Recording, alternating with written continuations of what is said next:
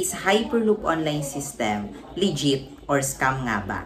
By the way guys, I am Josh and I am a digital entrepreneur at the age of 17 years old.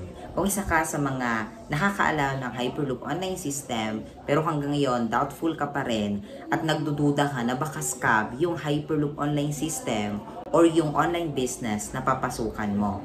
Siyempre, unang-una sa lahat, hindi mo naman talaga malalaman kung hindi mo susubukan.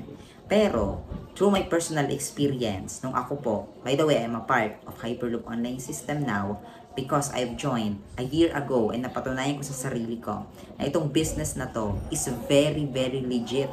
Dahil alam mo ba, na pwede kang kumita ng up to 50,000 pesos or more. Depende sa sipag and effort na ibibigay mo kasi nga online business ito. At yes, kailangan mo ng account ID or user ID dahil kakailanganin mo yon para kumita ka dito sa online.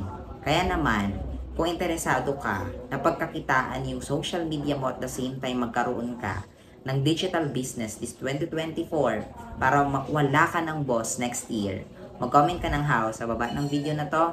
Ako mismo yung magtuturo sa'yo. See you in comment section.